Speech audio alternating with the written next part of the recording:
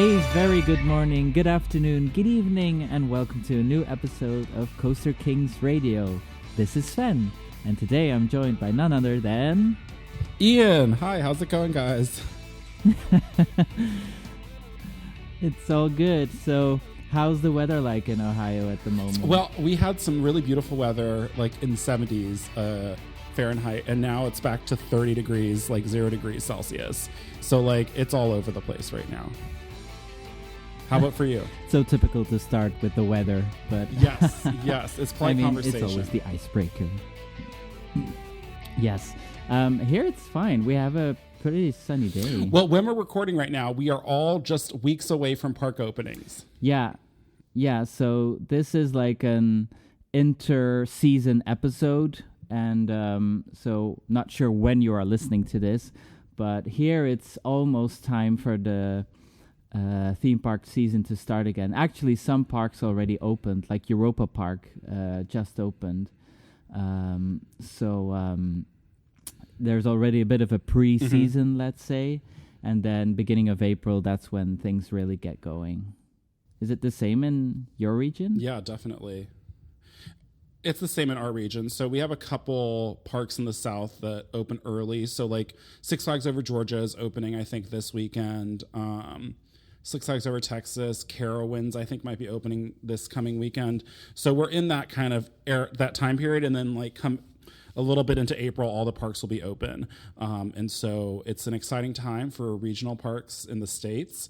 I will say in the States, we do have the benefit of always having Florida and California available to us. If we want to travel, we can go there.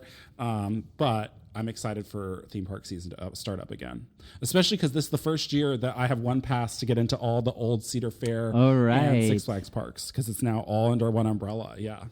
Yes, that's interesting. Yeah, here we have, there's a few parks that are open all year round, like Disneyland Paris and Efteling. But most of the parks are closed until now. But it's perfect to start planning trips, and that's a bit what we're going to do today. Yes, it is. So today, what we had in mind is, well, we live in totally different regions, and we still need to visit them and to visit the parks there. So what we did is we did some trip planning for each other, and we're going to make a trip in each of the regions with parks that we think we should visit, to like that would be ideal to visit, you know.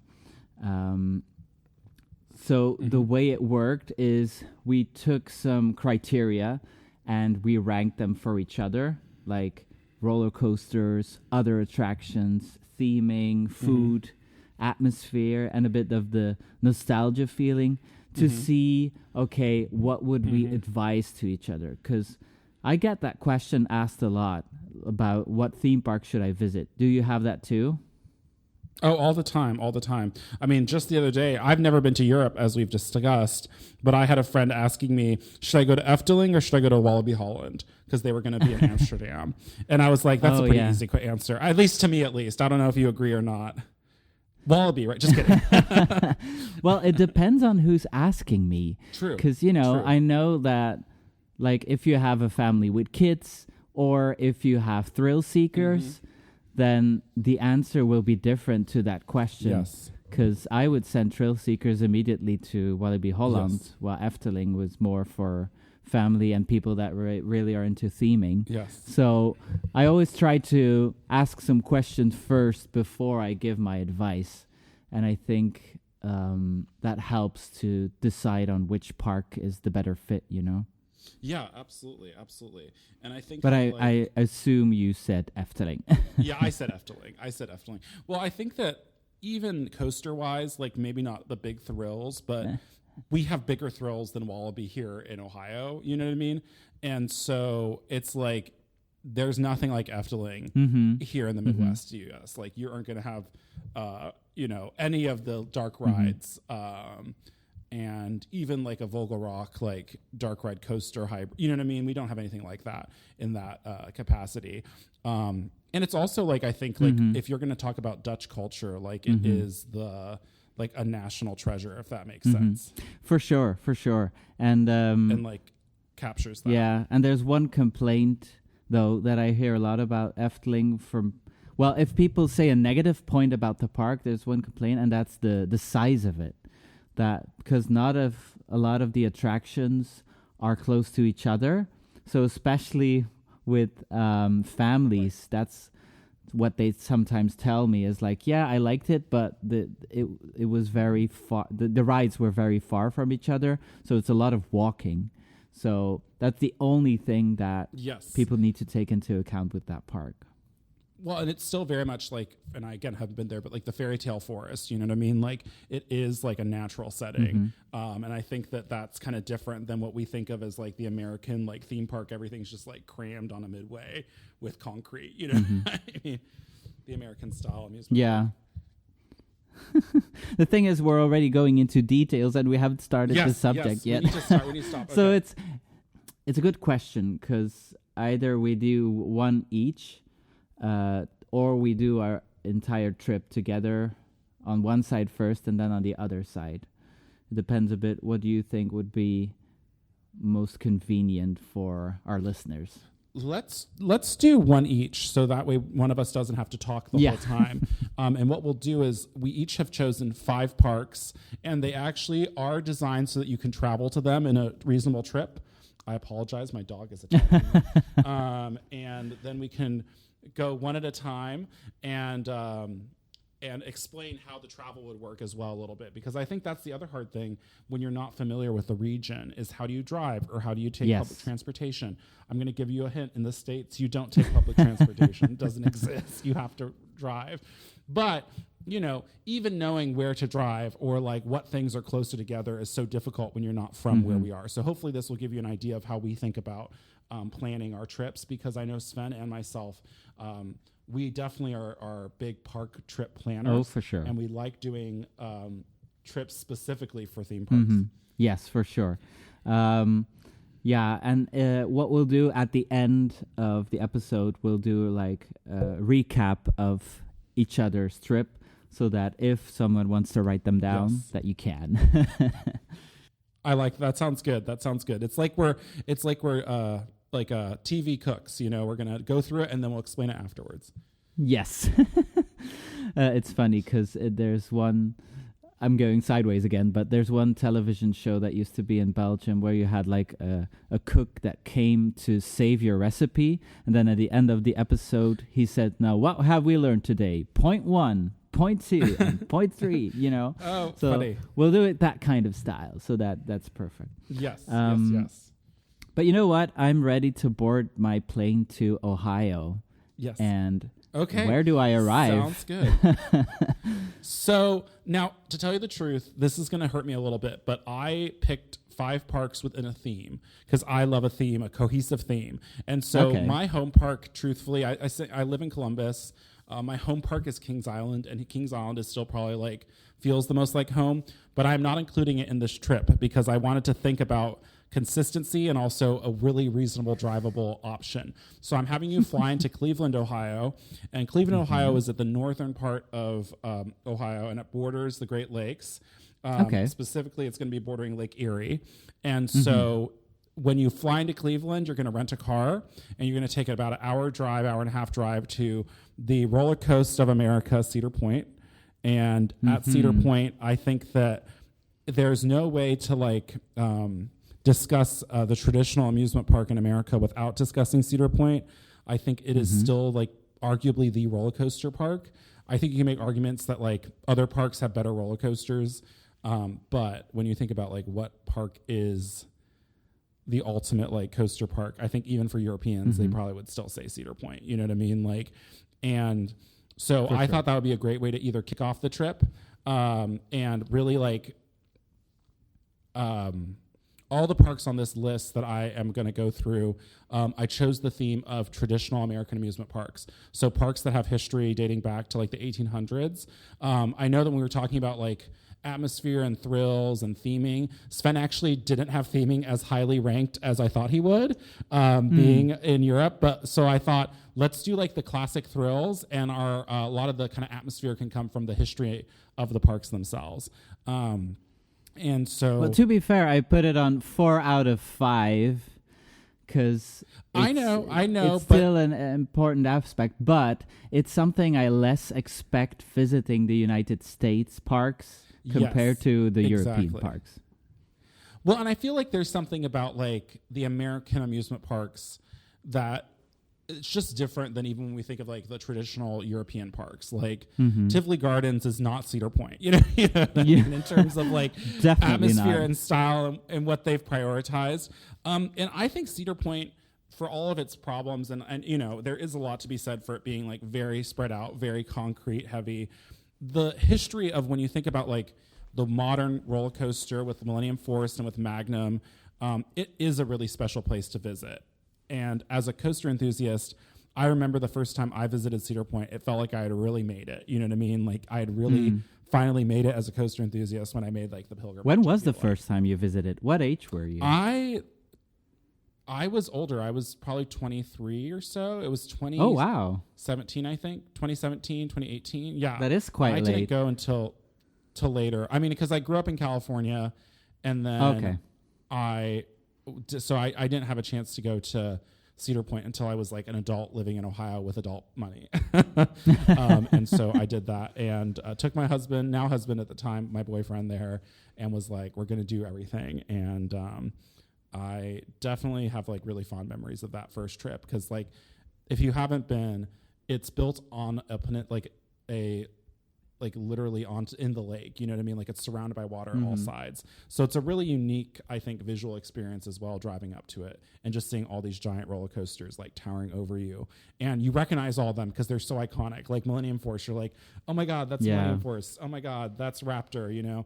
And so I think that's a great way to welcome you to the United States and welcome you to the American roller coaster. I will also say, even though and our compatriots Sean and Alex love Aero as much as I do, Cedar Point has the highest example of aerodynamics coasters. And when I think of American roller coaster history, I think Aero is the icon of it. And so it's a really great crash course in like the corkscrew, the suspended coaster with Iron Dragon, the mine train coaster, and then the hyper coaster with Magnum. I think they're all kind of lined up there. Yeah, I mean it's very high on my list of parks still to visit. Like, yes, because I've done Florida now, I've done California. So like looking into if I go back to the States specifically for parks, I mean that's the number one park I think on the list, perhaps. Yeah, for sure. Definitely. So what's first for me if I fly into the Benelux? I don't know which airport you're choosing. Well, there's actually two options. Either you come straight to Brussels, which is the capital of Belgium, and that would be easiest to pick you up. Or our trip can actually start in Paris. So you could also fly to Paris. And what we do is we'd start at Parc Asterix. Oh, I would love that. Absolutely. Because I was thinking, so I know that nostalgia is a big factor for you, but also roller coasters, obviously. Yes. And I think Parc Asterix is a good fit because it's the park that has everything that Disneyland Paris doesn't have. Like, it has the roller coasters that are a bit more thrilling.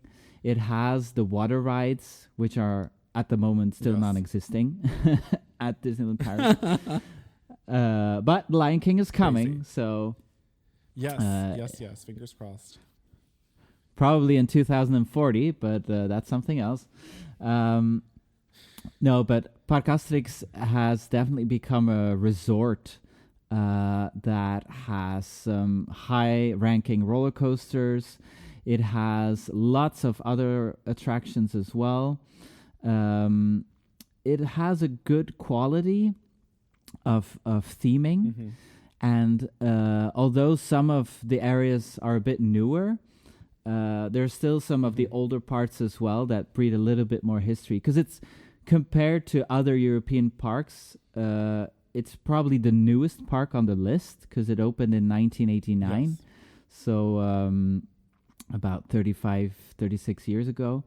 So it doesn't have the history like the other parks do, but it's in nature in the nature as well. Because one of the rides that you can do is L'Erolaf, and that's basically it's a bar in the sky, which gives you the perfect view of the overview really cool. Of the park. So you have alcohol and a theme park and a great view. I mean, doesn't that sound amazing? I mean, absolutely it does. Like a drink, absolutely. Yeah, I think there's one roller coaster that will draw your attention for sure, and that's Goederix, which actually gets new trains this year.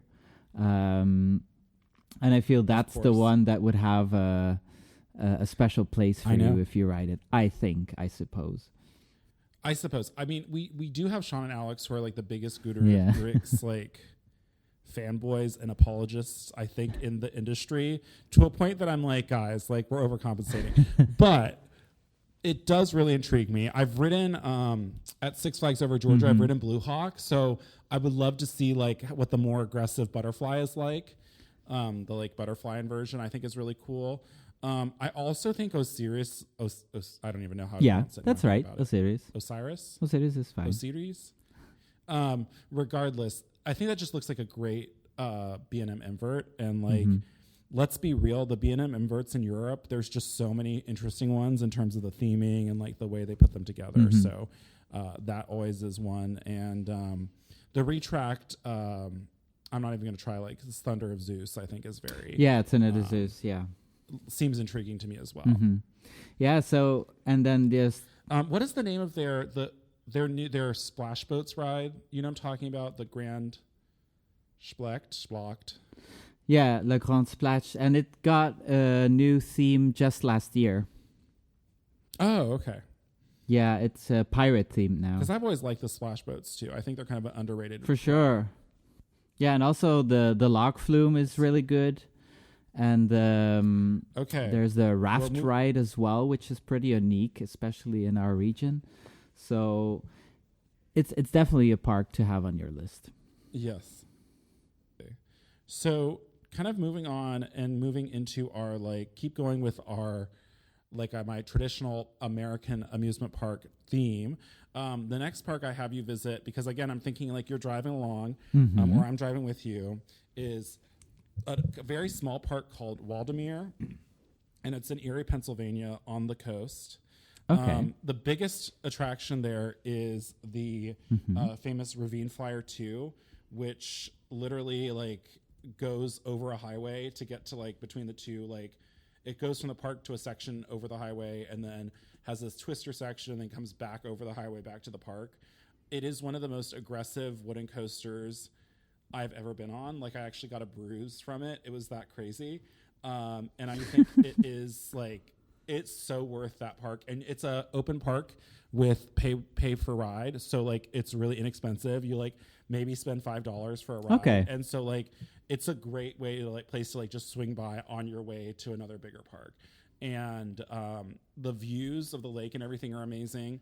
But what's also cool about that park, we kind of talked about the nostalgia factor, is they have a pretzel dark ride, which is a famous dark ride manufacturer from the 50s in the US.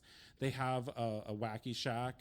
And they also have an old school fun house, kind of with the mirror mazes and with the slides and all that you just don't see as much anymore. And so they have a lot of those old traditional attractions, which I think is really fun to experience. And their biggest thing is the water park. But again, kind of realistically, I'm this can be a park that you do on the way to your next park. But it's always something I'd recommend to folks. Any of those parks where you just that are open admission and you pay per ride are a really great thing to add to your itinerary, because you don't have to feel like you're wasting money if you spend an hour there, you know what I mean? And you just do what you want to do and move on. And so that's what I have next on my list. It might be a park that many Europeans haven't heard about, but I really think Ravine Flyer 2 is one of the best wooden roller coasters in the world. So I definitely recommend that. Okay. And how far is the drive from Cedar Point to that park? From Cedar Point to Do you Walden, think? let me check really quickly because I had it listed. Or do you Yeah, it's estimate? 2.5 hours. It's just 2.5 hours. Okay. Yeah. Yeah, that's pretty close then. Yeah, pretty close. Not In too American bad. terms. Yeah, we're talking American terms. Like for us, that's pretty close. I will say you do have to go back through Cleveland to get there. But it is, I think, a really fun pit stop on the way on a road trip. Nice. Well, if we go back to Europe, this was the park that I needed to think about, because after France, we're driving to Belgium, to my home country, and also there I chose also not to include my home park, which is Bellewaerde Park. The main reason is it's a bit low on coasters. I think they're still working on that for the future. Mm-hmm. But for this specific trip, I didn't include it. Then my other thought was Walibi Belgium, because there the coasters are not an issue. I think it's probably the best lineup that Belgium has. But I ended up choosing Bobbejaanland as our next stop, because again it breeds a lot more the history, because it was founded in 1961 by Bobbejaan Schoepen. And I remember Alex saying, like, it's the European Dollywood, but then a very small version of it, probably. Right. But it has the same historic background, like a country singer that was at the origin of the park. And there's one specific roller coaster that will catch your attention again for sure. Absolutely. And that's the Revolution. Because going on that ride is like stepping back in time to the 90s, late 80s. Like Revolution, it's definitely an icon in the European coaster lineup. Because I guess you didn't ride Chaos at Opryland, right? No, I never did. But it is such an icon and such a weird ride. And what's really interesting to me about that is, so when it opened, they would have had I think a Schwarzkopf looping star and that the Vekoma Suspended, which is now Dreamcatcher, right? So they were instead of building a big thrill coaster, they're let's spend this money on all this technology to make a new type of coaster. It's just very intriguing that that's the choice they made. Yeah, especially in the beginning years of the park, they were very revolutionary to choose their rides. Now, of course, it's part of a group and it has the budgets that it has, so it's a different story, unfortunately. Yes. Fury seems like a really cool coaster, though. What do you feel about that if you're on your rides? Yeah, Fury is... if you've had your rides on Fury. For sure. Yeah, Fury is... it's a kind of coaster that the park needed, for sure, because it was lacking something that... a thrill coaster that made it stood out from the other parks, especially in the region.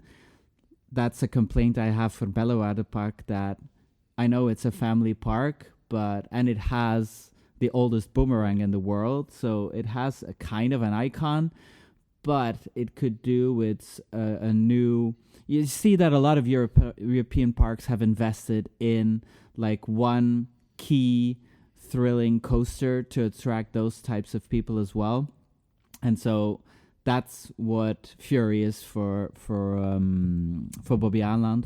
Not the biggest, but it has some nice moments, and especially the top hat is one of my favorite elements in that park. I love the color scheme. So yeah, for sure, Fury is I wouldn't say a hidden gem, but close. Yeah, absolutely. I think it just seems like an underrated thrill coaster for the region. So it's nice that they have that at that park. At least one in the park. Okay. So my next on my list is we're going to go out of So we're moving into Pennsylvania and drive almost straight down south from Waldameer to Pittsburgh to go to one of my favorite parks, and now soon to be part of the Hershend Entertainment Group, which is Kennywood. And so Kennywood is a traditional like trolley park in Pittsburgh. It's been open since 1899. It has one of the oldest roller coasters in the world with Jackrabbit. And then it also has an incredible collection of modern rides, a surprising amount of like themed experiences, and iconic like food, and just it's a park that's like so small and like everything's so compact that it's really cool in that way. You know what I mean? Everything's just built on top of each other. And for me, my favorite ride, of course, is the Phantom's Revenge, which started its life as an aero looper with the world's largest drop, and then got redone by Morgan into more of a traditional hypercoaster. But it has a curving first drop followed by a second drop that goes into a ravine down to a river, towards a river that is like over 200 feet tall. And so it makes it a true hypercoaster, and it has some of the craziest airtime. You actually go through the Thunderbolt's like wooden track supports while you're going down that drop. And it's just amazing. And so what's really cool about, in my opinion, what's really cool about Kennywood is it's the perfect tour of the American roller coaster, like American manufactured roller coaster. You have Jackrabbit, which is very much a, the classic with no seatbelts. You know, you're just kind of like crammed in there. It has this double down that has great airtime from the 1920s. And then you have the Racer, which is more of kind of a little bit more advanced with the traditional PTC trains. You have the Thunderbolt, which got kind of redone and has that 40s and 50s classic wooden coaster feel. And then you have Phantom's Revenge, which is like the 80s and 90s like aero style coaster. And now we actually have, of course, Premier, the Skyrocket, the first Premier Skyrocket that was ever built. And then, of course, finally the Steel Curtain, which is the first modern American built looper in a long time. It's had a lot of problems, but I actually really like Steel Curtain. I think it's a pretty unique coaster layout that's different than than anything else. And so I'm hopeful that it'll be running consistently this year because it really is a cool ride. It's just too bad it had those manufacturing and operational issues. What do you expect from the takeover by Hershend for that park? I am really hopeful that it means like more theming, because to me Kennywood has always had a really good job of like presenting the theme of a traditional amusement park while also like having really fun thematic elements. Like the best example is they have a Revachon spinning mouse that's enclosed that's called the theme to like an exterminator, and it's actually like a little more going on in there than I expected. Like it's like there's like little animatronics and like set pieces and stuff built in there. So I would love to see more of that. They also are well known for some of their food offerings, like they have famous like French fries and stuff. But I'd love them to push their food offerings even further, because I think that's something that Hershend does really well, is really like, it's still theme park food, but just like elevating it so it's like higher quality, and it's something like you look forward to instead of like something you kind of begrudgingly have to eat because you're hungry. Okay, yeah, but I could see that. I see what you ahead. mean. No, yeah, I see what you mean with that park, and the obviously I've heard a lot about Phantom's Revenge, so now the expectations are high for that ride. It's actually it's been my top number one coaster before. Like it's short, but it is so good, and it's so different than anything you'll ever have ridden before, which I think is pretty spectacular to say that, you know, when we've been on so many coasters, you know, like when something's unique, I think it stands out. And it's one of those. And I also think, I'm hoping that what will happen is also an investment in operations, just because Hershend just does ops better. If you've ever been to Dollywood or Silver Dollar City, or even the way they've really been handling with Kentucky Kingdom, they've done a lot of work to like make sure the parks are staffed properly so they could be an enjoyable experience, you know, instead of waiting in long lines for everything. Yeah. Okay. No, but that's good to hear. And I also think it was a wise decision for Parques Reunidos because that will give them more of a focus on the European theme parks, I hope, especially on investing more in our region now and getting the parks that are known to have the money for new attractions and expansions, because the competition is getting more and more stiff from the other groups. Like Compagnie des Alpes is really investing in their parks, and I think it's a good return that they're getting on it. So Parques Reunidos needs to counter that. Yes, they do, because their investments just haven't been that inspired. And I mean, even when it comes to Kennywood, which arguably is the most blessed of the former Palace Entertainment parks, the Steel Curtain is so obviously to me that they took the lowest contract with SNS. Like that coaster seems like it could have been built by Vekoma or Intamin. When you look at like Hyperion and stuff like that, you're like, there had to have been like maybe a more expensive but different company. So it's like you need to have that mindset of, I think of what like Herschend was willing to do when they built Big Bear Mountain. Like that was a super expensive family coaster at Dollywood, from Vekoma. But they went with the contract with this company that they knew was going to build a consistent product. And it's been really successful because of that. And even like Time Traveler, I think is one of the more, in America recently, one of the more exciting investments a park has made, where they're like, let's do something totally different. And we're not going to skimp on it. It's like going to be the full experience. Like it's not like a shuttle coaster, or it's just like a full spinning, launching vertical drop coaster that lets Mac do their thing. Which I think is a good sign for what the company does. And even their Blazing Fury redo at Silver Dollar City, I think is amazing with RMC, where they rebuilt that entire old school dark ride coaster from the ground up, and just really spent a lot of time and money on that. It is, of course, a shift going from 3 parks to how many now? Yeah, it's going to be huge.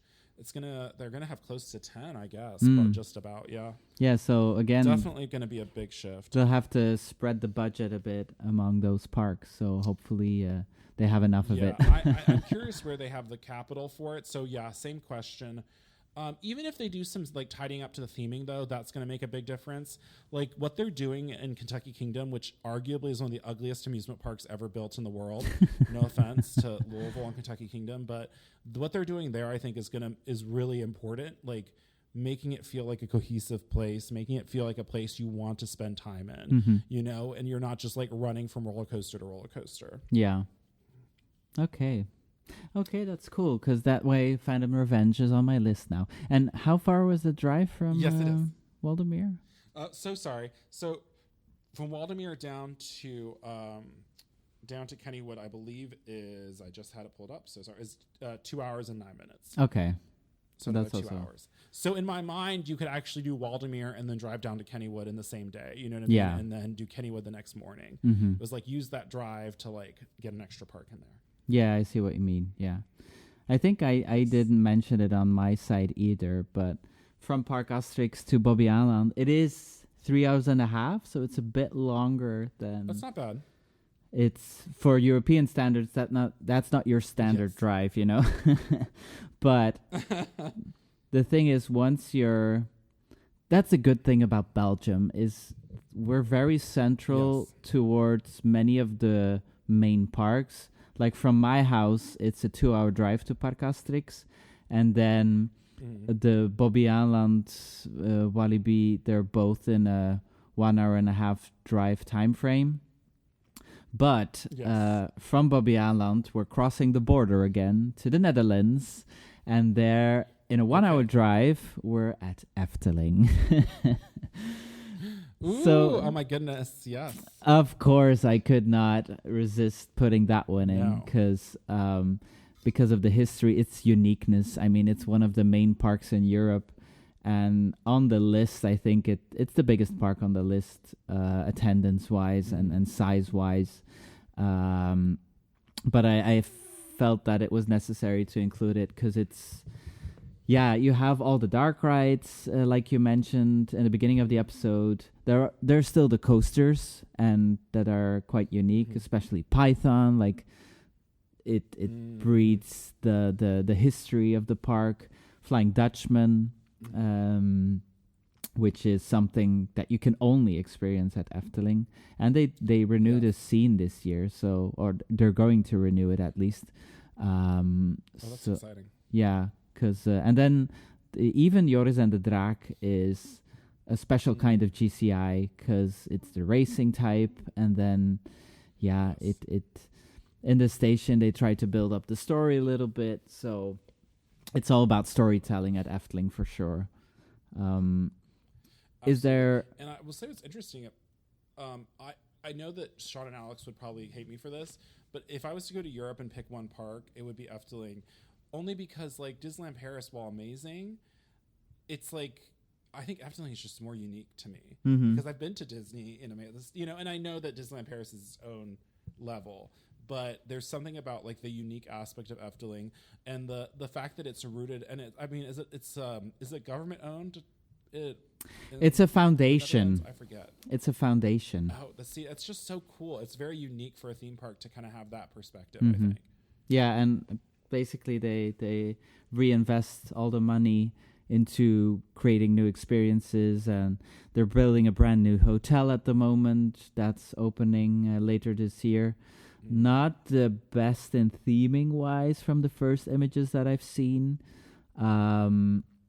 I feel they also try to bring in a bit of the modern touch towards the park, but the park itself, it's a forest with attractions in it. So, and the fairy tale forest is something unique as well. I always wonder how people that do not speak Dutch, how they experience it, because it is a bit different.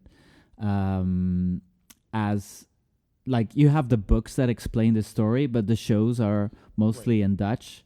So I always wonder how people react to that.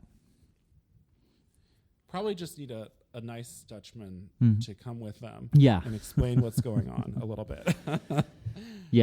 Or Belgium, because they also speak Dutch. Well, you're right. Sorry. Or nice Belgian. Any other things that you have on Efteling? I think we could talk about Efteling for hours. For sure. I've never been there. I have. For sure. And of course, there's Danse Macabre also, which is a brand new type of experience that they added. So. It's just gorgeous. I watched the POV because I obviously am not going to be there anytime soon. And it's just so like fun and like moody and like thoughtful. You know what I mean? It just looks like a lot of fun. And then Dreamflight has always been like since I was a kid, the ride that like just like capture my imagination. You know what I mean? Like just the detail that they were willing to put into this dark ride without a story. You know what I mean? I think is so unique. Yeah. It's not trying to tell you a story. It's just trying to convey a mood, atmosphere, a feeling, throughout each of the scenes. That's definitely a history ride as well, for sure. Yeah, I think so for sure. So next on my list is the longest drive of the trip, which is 3 hours and 41 minutes. Again, this is very long for Europeans. For me, it's like, what? That's under 5 hours, whatever. But you're driving from Pittsburgh across the state of Pennsylvania to Knoebels Amusement Resort, which is a traditional amusement park located in rather rural part of Pennsylvania, right in the mountains. And it's super cool. If you've never heard of Knoebels, you'll know it for the Golden Ticket winner Phoenix Wooden Roller Coaster. And it's also home to the Twister, which is another wooden coaster. The only wooden bobsled coaster in the world, which is the Flying Turns. That's actually the ride that I know it from. The Twisted Oh, really? Know it from is the Flying Turns. Yes. And also it's home to a pretty unique Zir, I apologize, steel vertical coaster that looks like a Eurofighter, but it's not. It's their tower coaster. The only other installation of it is Wicked at Lagoon, but this one does a chain lift instead of a launch. The park is again similar to Waldameer, is open admission, and you pay per ticket per ride. I want to say that the cost for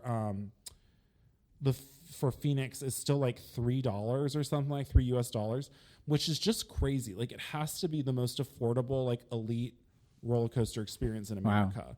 Like, it is so cheap compared to like what it is.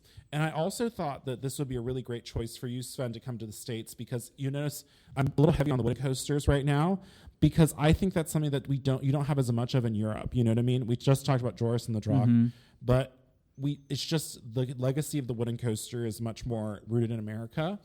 And so I think that Phoenix, and I love Twister. I actually prefer Twister to Phoenix personally. They're just two really unique wooden coasters, and the park as a whole, the atmosphere is amazing because it's just built in the woods, like literally in the woods with a creek running through it. And like, oh wow, it's really unique, and just like gravel paths. They also have two really, really wonderful dark rides. One is the Haunted Mansion, which is what they did is they took all these parts from these old dark rides from the 40s and the 50s, all these old traditional American dark rides, like pretzel dark rides, and they added those gags and built an extended track with it. So it's like almost 10 minutes of like really creepy, moody, old jump scares, that sort of stuff. It's so cool. Worth the price of admission for sure.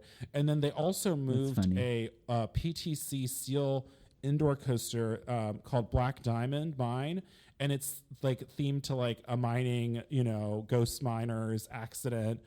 There's always TNT at some point in these Wild West mines, that blows up and then you go coasting down. And so that's a really unique credit as well. And it's just really cool what they've done to preserve some of these traditional amusement rides.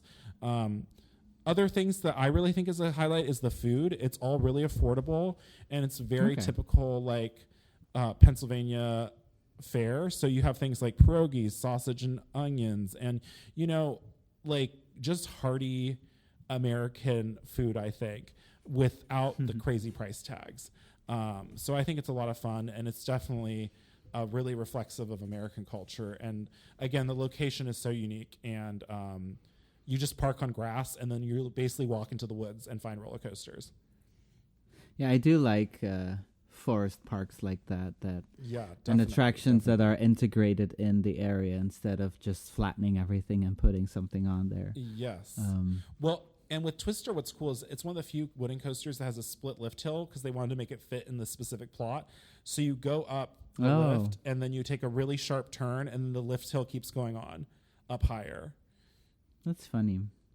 It's really funny. But yeah, so I recommend that next on my list. And like I said, that's the longest drive that I have. Okay. Yeah, you were able to pick parks then that are relatively close for American standards. For America, yes. Yes, that was my goal. Okay. Now, for us, we're going to drive 2 hours now in Europe, and we're entering the final country of the trip, which is Germany. So there's 4 countries in total in our drive. And we're going to Phantasialand. So 2 hours from Efteling. I mean, I think most people have heard of this park, and I'd hope so. It was an obvious one again to put on the list because it has roller coasters that in their category are among the best. It has unique water rides, a unique thrill ride. It has one special dark ride, and it's still working on the other dark rides. But it's a park that went through a major transformation. The last couple of years, the investments have been a bit more slow compared to the previous years, which is linked to the death of one of their head designers there, a Belgian, by the way. But I mean, it's still a park. One thing that is important, though, is we should pick a date that we know it's not overcrowded, because it's such a small park, and it has a lot of rides, but because of the size, it can feel crammed very quickly. And another thing here is the food. Like, Yes. for European parks, the food is decently priced and still of a high quality compared to the standard hamburgers and fries, you know. One of my favorite restaurants is Rudmoor's Tavern, in the area in Klugheim, so near Taron. Obviously one of the must-do coasters there. And also it has 3 hotels, and one of them is pretty unique. It's the Charles Lindbergh Hotel, which is in the area, Rookburg area, next to the Fly roller coaster is everywhere around the area and also around the hotel. So you can open the window in your bathroom and Fly is passing by. So, I mean, how cool is that? So I think that is honestly, that whole area is so unique. And even the other hotels are pretty unique when you think about it, right? Because what is it? It's the hotel, the China Hotel, and then the Africa Hotel, right? Yeah, Lingbao is the Asian-inspired one, which is the only one that has a pool, if I remember correctly. And then you have the African-inspired, which is Matamba. Now, that one is more family-oriented, so I would advise to choose between Lingbao if you want a more laid-down experience. And then for Charles Lindbergh, the advantage there is that your evening meal is included, your breakfast is included, and you have fast pass for Fly. So you're guaranteed to go on that one. The rooms are quite small, and it's a bit of a special setting because it's 2 separate beds. And again, the size is really, small compared to a standard hotel room, but the bar is also lovely there. That's what I was gonna say. It seems like it had a great bar in the lobby, and I'm like, I love a drink, and having a drink right next to the park is super cool. Mm-hmm.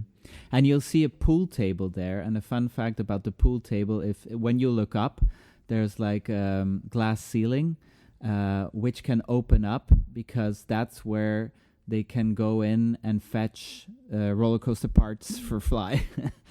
Oh, really? How funny! So all of that is a bit. Yeah, and you cannot find the station of the roller coaster when you're just walking around because it's such a spaghetti network, which is a beautiful station, by the way. So, I mean, Phantasialand had to be on the list as well. Oh, definitely. They've done a good job hiding the mechanics of that because people can't take their phones on it. And it's you only have to talk to people and see how it works because but anyways, everything about that ride system is amazing. And the way they integrated it looks amazing. But that whole park as a whole, even if you look at the older parts of it, is so unique. Mm-hmm. I mean, when you think about the best of the best with Taron and the best water ride, arguably, it's really Chippus. It's crazy. Yeah. It's really a Disney class theming that you can find there at the park, with still some horrible exceptions that still need some renewal, like the Geister Rickshaw ride. The rickshaw, Forbidden Rickshaw. I don't even know. Geister Rickshaw. That's the fake haunted mansion. Fake haunted mansion that's vaguely racist. I feel like I need to go on that just to experience it before it closes, because I'm kind of sad that the Hollywood boat ride is no longer with us. It was such an iconically bad ride. Yeah. For sure. I remember the Alfred Hitchcock at the entrance. But the best of the 3 used to be the Silver Mine ride, which was Western themed. But the Klugheim is now in that area, so I understand why it had to go. But that was the fun one of the 3 for sure. Yeah, of the 3 of the classic dark rides. Mm-hmm. That makes and sense. Now you have Mouse au Chocolat as the European Toy Story Mania, which is quite long, but it's already the queue is very fun with all the smells of the pies and the cakes and. Oh, that's cute. Yeah. Well, Really and to fun tell you the ride. truth, Midway Mania has always felt so bare bones. So, like, even doing a little bit of an update to it and adding a little bit more to the queue, I think really makes a big difference in that ride system. Mm-hmm. Yeah, for sure. Okay. Are we on our last ones then after this? We are. Oh, my goodness. Okay. So, now for arguably one of the shorter drives, which is from Knoebels from Knoebels to Hershey, Pennsylvania, to go to Hershey Park. Okay. So this is how we're ending the trip, is at Hershey Park. So Hershey Park is really unique. It was founded, I think, in like the early 1900s as a way to entertain like the factory workers of Hershey, Pennsylvania, who worked at the chocolate factory. And so it's a traditional amusement park that's kind of grown up to, in my opinion, have one of the best roller coaster collections in the world. I do think it's one of the best roller coaster collections in the world, while also having a lot of historical charm and a really unique identity because of the whole chocolate theme. You know what I mean? It's just like, what park is like themed to chocolate? But Hershey Park. In the entrance of the park, there is like there's Hershey's Chocolate World, which is separate, but that includes a free dark ride called the Hershey's Factory Tour. It was actually built in the 70s by Arrow. It's an Omnimover that basically, because the factory tours were so popular, they couldn't actually get people through the actual factory fast enough. They just built a dark ride version of the factory. And that's free for everybody. So you don't have to buy a ticket to the park. You can enjoy the free Hershey's Chocolate Factory Tour ride. Oh, wow. Which has like singing cow. It has animatronics and like there's the factory floor. It's all fake, but like it's really fun. And for a free experience, it's actually a pretty intense like dark ride experience to be for free. Okay. So that's even before you get to the park, you have that. Once you get in the park, of course, the first coaster you see is Candemonium, which is their B&M Hyper, and it's a great B&M Hyper. But of course, for me, the most interesting is the coaster directly behind it, which is the Sky Rush, which is the Intamin Hyper coaster that's notoriously intense. Just the collection. So I think Sky Rush is the best ride in the park, but they also have one of the last remaining hydraulic launch Intamins, and one of the only ones with like lots of inversions, which is the Storm Runner, which I think is super underrated in terms of coasters. They have one of the only other dueling, we talked about Efteling, one of the only other dueling GCI coasters with Lightning Racer. Okay. And then they have a really great invert that's kind of, because the park is so compact, their invert Great Bear is set over top of their Schwarzkopf looping coaster and like over a creek, and like just it's so cool how you like are like everything's on top of each other. And then they recently opened Wildcat's Revenge, which is, in my opinion, one of the best RMC hybrid coasters. And they just really have a strong collection of rides for everyone. And just the roller coasters are great. I think the theming is better than you expect it to be, if that makes sense. And it's just a very unique setting for a theme park because it's very compact in this kind of wooded, hollow like area, like basically with a creek and lakes and ponds and stuff like that. That's cool. I feel like if we're not taking into account Universal and Disney, that it stands out as one of the major parks in the U.S. Oh, definitely. I think that Hershey Park is a correct assumption. Yeah, absolutely. I think Hershey Park now, with its additions recently, can stand up next to Cedar Point, next to Magic Mountain, Knott's Berry Farm, you know, all of the major regional parks. Six Flags. I think that in general, it is one of the best of those, if without a doubt. I will say the one area it needs improvement is food. I just think their food is not great. They have some okay dining options like outside of the park, but in the park itself, it's pretty mediocre. And as I'm sure Europeans know, like Hershey chocolate is still not really the best. It's its own kind of unique thing.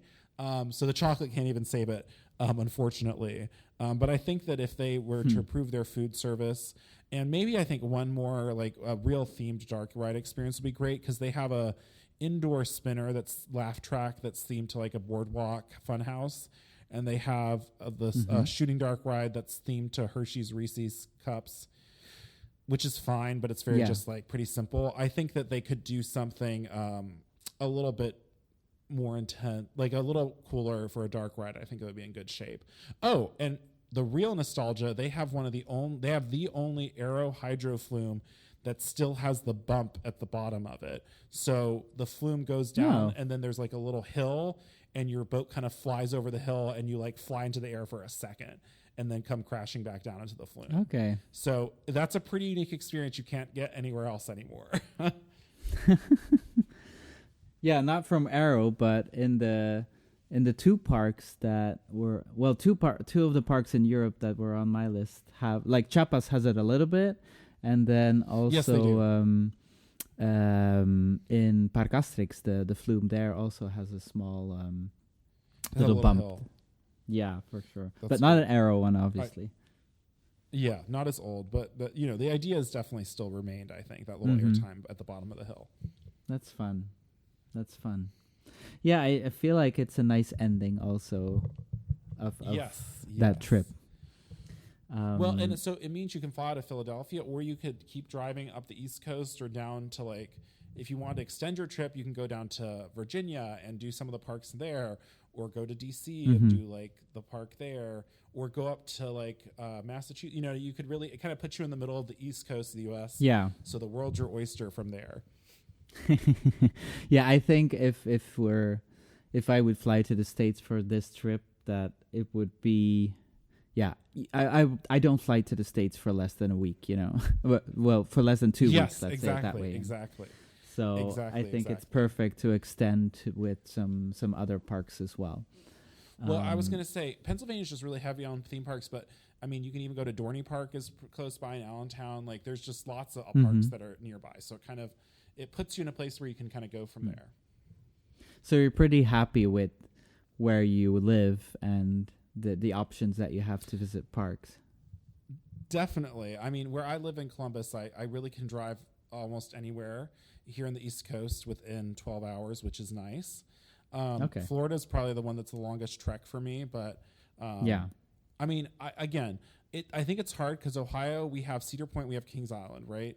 And so we have two of the best amusement parks in America in one state that are owned by the same company. And so a lot of young enthusiasts start here because they can get a summer pass that works for both. And I think that really builds their enthusiasm for roller coasters and for theme parks. So I think it's a pretty special place. I sometimes take it a little bit for granted. Like last year I didn't go to Cedar Point at all because I was like, I just don't feel like dealing with the crowds. Yeah. Because that was a question I forgot to ask. Would you advise to do 1 or 2 days at Cedar Point? I think it's best to do 2, but I would say if you're able to fly in and do an evening and then spend a full day there and then drive, I think is ideal. That way, I mean, it's up to you how you want to do the ticket pricing. But I would say that it's best if you can do 2 days, 2 days is the best. And I haven't done it, but I imagine staying on site would be even more convenient. Just if you're staying on site, I've seen the hotel. The Breakers or the Camping Village has like cabins you can rent that are a pretty good value. No. Those are both you can walk to the park. If you do the Cedar Point Express Hotel, that one you have to actually take a shuttle bus to the park. So I'd recommend like the Breakers or the I forget the name of the Wilderness Camping Village. Okay, that's good to know. Yeah, I think I'd do 2 days and then probably stay on site. I like on-site hotels of parks to test them out to see how they are. Well, and it's not, the Breakers isn't that expensive. You're paying for convenience. I will say it's probably pretty average. Like the quality is very similar to like an average, business hotel that travel. Chain hotel. I mean? Like it's like a Hampton Inn or something like that. Okay. No, nice. Well, our final park is about a 3.5-hour drive, so it's a bit longer again. But we're still in Germany, and it's not the typical kind of park to end your trip with, but I really wanted to include it for you because I feel like, as you like the nostalgia and probably a bit quirkiness of parks, it needed to be in there, and that's Tripsdrill, Erlebnispark Yes. Tripsdrill. my goodness. Because it's such a it's German history all over the place, you know. And it has its Vekoma, it has Halserbergkopf, which is like the new STC line. So that's fun to try out. It has Caraccio, which is the Gerstlauer coaster. And I really have a soft spot for that one because it's still... they really maintain their rides there as well, because I feel like all the rides are smooth.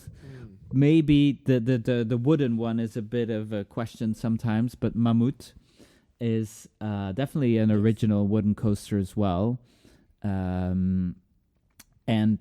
But yeah, the theme of the rides is just so funny. Like you have the soup ride, you have then there's the Donnerbalken thrill ride, which is such a weird attraction. Like, I'm not going to spoil what happens. It's a kind of drop tower, you know, but a small one. Oh, weird. But it has a unique twist, and it's so good if you don't know it. So, well, I look forward to it. Yeah, and then you have the laundry basket ride. You have the crib monorail. I mean, just listing these things it's so funny, and it includes free wine tasting. So, ooh, well, I like that. That's a piece of culture that we can enjoy. What's the name of their Gerstlauer bobsled? I just think is so gorgeous. Every picture I see of it, I'm like, it's so pretty. Yes, and so it's beautifully, Gesenkte It's the original. Yeah. That's the very first Gerstlauer roller coaster. Really? Yeah, and it's still strong. Smooth, you said. That's crazy. Yeah. It's just so beautifully done with that castle they built around it. Yeah. And speaking of that castle, that's also the log flume, which is with the bathtubs. Yes. The bathhouse themed log flume. I love it. I've always No, this is the perfect last trip. You know me too well, Sven, because I love it, love it, love it. This is so quirky, and I love history, as you know, and so I just love the idea that they were like, you know what, winemaking. Let's really run with this thing. Oh yeah, and go for it. It's unique, but also like what you did with your final park. It's a perfect spot to still visit some other parks in Germany, and then the obvious next one would be Europa Park. Yes. So that is also an option. To take into account though, like this entire trip is based on renting a car, and then from Europa Park or from Tripsdrill, there's certainly I think Frankfurt would be a good option to go back then. So it would be a bit you'd have an extra cost for your rental car to cross the different countries, but I think it's worth it, especially in Europe, to do like a trip like that. I'd include Europa Park as the final one to have like a complete trip, because also that one is full of history and it has many roller coasters. There's so much to say about that park, but Tripsdrill, by the way, also has lodging. There's like that's great. And there's an entire animal park next to it, which I've never visited, but I think it's included in your ticket even. That's great. So that's also good. And there would be an option to purchase an annual pass for Efteling, and then that the entrance would be free to Tripsdrill. So I had no idea. That's awesome. Yeah, are because they related? No, and that's the thing. Like the non-related parks work together to offer free admission to each other. So Europa Park is also a free ticket in there. Then Liesberg, that's a bit further, but it's also included. That's another reason to add Europa Park at the end of the trip is by doing that. You might as well. Because Efteling is also a park where I would advise to go 2 days now, especially as or at least that you do Bobbejaanland and the evening in Efteling, like you said, and then the next day the full day. Yeah, at least sure. give yourself a day and a half, I think, at that park. Well, and also I'm Yes. sure it's very popular, right? So it gets pretty full as well, similar to Mm-hmm. though the spread out nature of Efteling is like the opposite end of the spectrum compared to like um, losing my mind bros right now. So sorry. Compared to Phantasialand, where it's all like you're all just compressed together. Like Efteling, you get Yes. to spread out between each of the attractions. Mm-hmm. Yeah, and then Tripsdrill okay. it's not a huge park, although it has some very outstretched areas still where there's just like grass. But people just lay down in the grass for a bit and enjoy the weather if it's nice. So it's Yeah, that park's always looked pretty to me. And a unique ride to have a unique collection of like even the family rides are very unique, I feel like. Oh yeah, for sure. Well, should we do a quick review for our listeners about what this would look like for each of them? If you want to repeat yours first, Sven. Yeah. So, do we include? Yeah. Okay. So, for the European trip, well, I should say the Central European trip because that's a European bit. trip, yes. That's a Yes. bit the area where I am. Yes. So we start in Paris and we go to Parc Asterix, which is on the way to Belgium, where you have a fantastic roller coaster lineup, fantastic water ride lineup. And from there, it's about a 3.5-hour drive to Belgium, in which we visit Bobbejaanland, where it's all about Western theme. I think also for Americans, that park has to feel very strange because it's basically the European view on how we perceive that the Western area. Like, we didn't talk about the El Paso Special Dark Ride, which is... But if people have heard of it, yeah, it's a bit of an experience for people from the US. From what I've heard. But it's the first interactive dark ride, to my knowledge, that exists. So... historical for sure. For sure. And then from there we drive 1 hour to Efteling, so very close, where you can either spend an evening and a day or 2 days to visit a beautiful green park, and where you can stay on site. And then we drive 2 hours to Phantasialand, again where you can stay on site for the such a small, compact but full of iconic ride parks. And then as we end in Germany, we go to Tripsdrill, 3.5 hours drive for, a blend of quirkiness and unique themed attractions with still some decent roller coasters.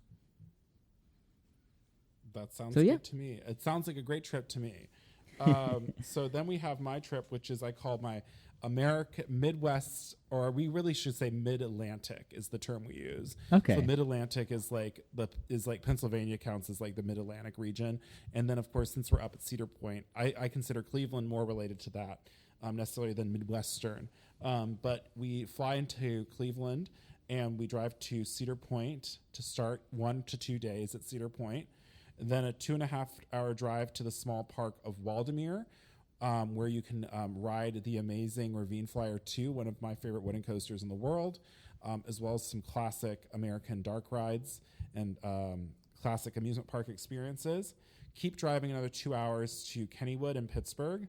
And Kennywood, of course, is home to the Phantom's Revenge steel coaster, along with one of the oldest wooden roller coasters in the world with the Jackrabbit, and an amazing collection of classic attractions. I forgot to mention the Noah's Ark attraction, which is pretty iconic. It's one of the only ones left where the whole boat's rocking. It's like a fun house. That's a pretty unique experience through Noah's Ark. And then after Kennywood in Pittsburgh, it's a 4-hour drive to Knoebels in rural Pennsylvania, which is home to arguably the best wooden coaster in the world, which is Phoenix, as well as Twister, which is one of my favorite wooden roller coasters, and also has a really unique setting in the woods.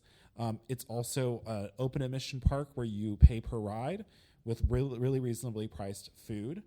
And then it's another just hour drive to Hershey Park in Hershey, Pennsylvania, where you can experience one of the best roller coaster collections in the world, with my favorite being Sky Rush, the Intamin hypercoaster, But other notable ones include the Candemonium, which is the B&M Hyper,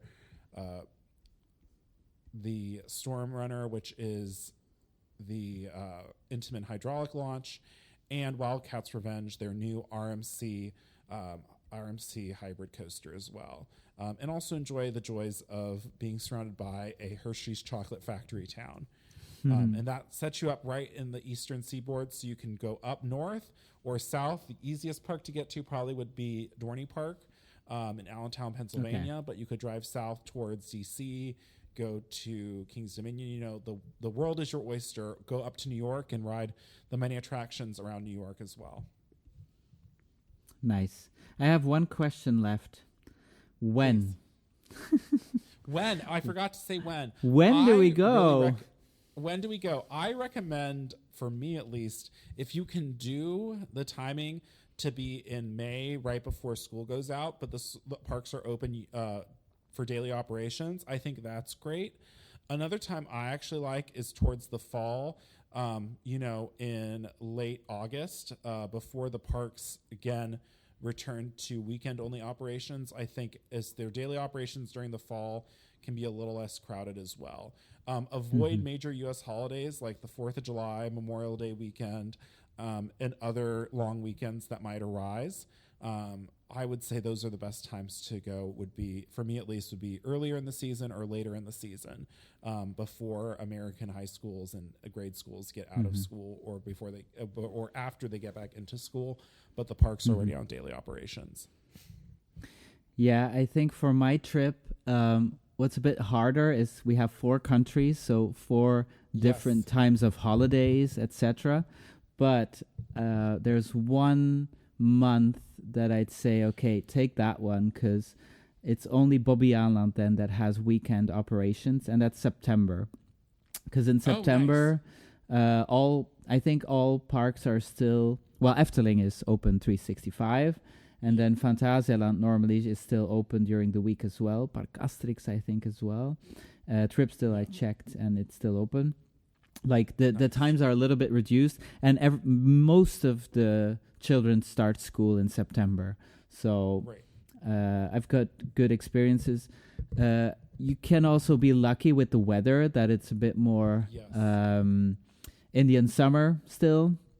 That should still be okay. And you might have a rainy day, but like an Efteling, and you can definitely cope with a rainy day. It's a bit more annoying for the roller coasters, but for the dark rides, you still have a lot to do. Definitely. So yeah. So when are you coming, Ian? I have to figure it out. I have to figure out a time sooner rather than later, I hope. I need to do, maybe not this summer, but the summer after. I definitely want to make the trip. And I mean, the trip you described, I'm like, I want to do it right now. You know what I mean? So Sven, very, very good job in picking that out, because I was like, that's exactly the 2 parks I wanted to go to the most were Phantasialand and Efteling are the 2 biggest ones. But knowing that I could also get a ticket to go to Tripsdrill if I buy that pass with Efteling is amazing, because that's was up on my list, but I was like, I don't know if I want to spend the extra money to go there, So that's really great, that's an option as well. And just in general, I think you're picking Bobbejaanland makes so much sense to me, because it's just a little weird, and I've always wanted to ride one of the Vekoma swinging turns. As a big suspended coaster fanboy. So I think that would be really special to be able to experience that as well. To be fair, I tried to squeeze in Bellewaerde Park as well. Maybe Plopsaland. Trying to do the home park. Definitely Plopsa would be fun to do. Because that's another one I didn't add, but Ride to Happiness is definitely a reason to go there. But it's very close to my house, so that's easy for the housing, Yeah, absolutely. I'll just be like, I'm crashing with you, Sven. We're going to go ride to Happiness. Isn't it funny, though? I still think one of the craziest twists was that Ride to Happiness ended up being the more exciting coaster than Conda. Well, to be fair, both of them are really strong and are really good. Yeah. But Ride to Happiness is just S tier plus, It's still in my top coaster list, and well, I've only ridden Time Traveler, but I can only imagine taking Time Traveler and giving it that layout, like crazy. Yeah, so even though we have a nice set of 5 parks, I think the eventual trip would be a little bit extended with other choices. But that's maybe for another time. Yeah, probably another time. Yeah, because we're about over an hour now, so it's time to say goodbye. So, okay. Thank you for listening, everyone. Please follow us on our social media channels, The Coaster Kings and European Coaster Kings on Instagram, Facebook, TikTok, Blue Sky, and many more. Leave us a review on your favorite podcast app, wherever you're listening. And thank you for listening. I hope to have you listening again soon. Have a great day. Bye. Bye.